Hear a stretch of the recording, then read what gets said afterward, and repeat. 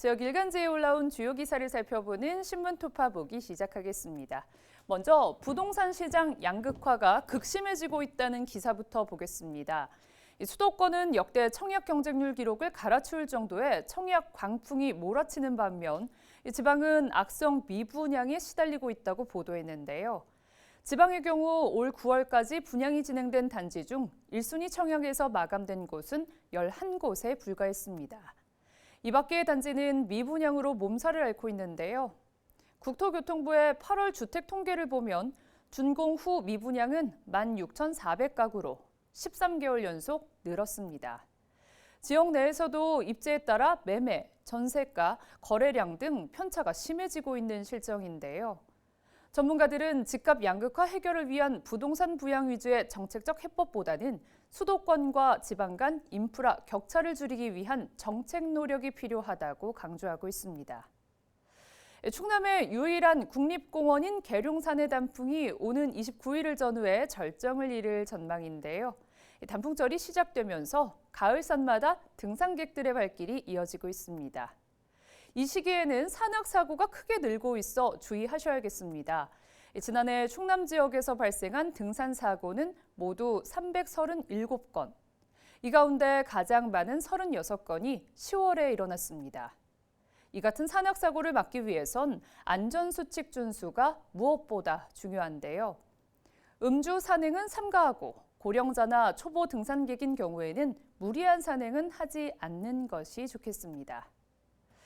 올 들어 불법 촬영으로 적발된 건수가 하루 평균 19.4건꼴로 집계됐는데요.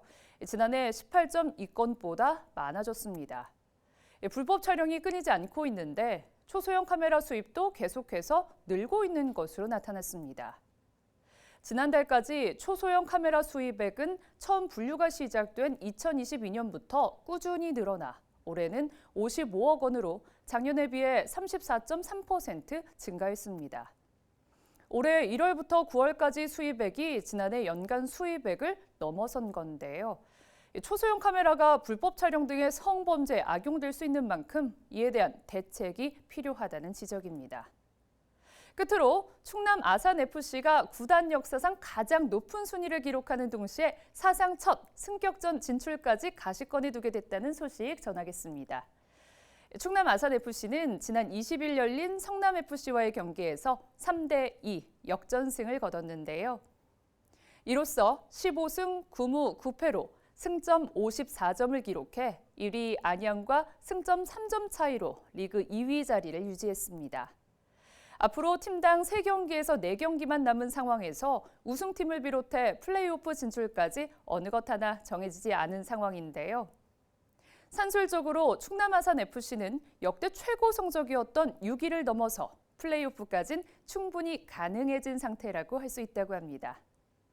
충남 아산FC의 다음 경기는 원정 경기로 오는 27일 3위 서울 이랜드와 승부를 펼치게 됩니다. 지금까지 지역신문 살펴봤습니다. 계속해서 사진 뉴스입니다.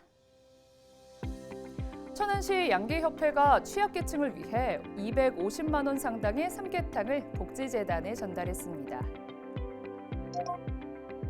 충남교육청이 학생 인권교육을 위한 웹드라마 알기 쉬운 인권 이야기 존중과 배려편을 제작해 배포했습니다.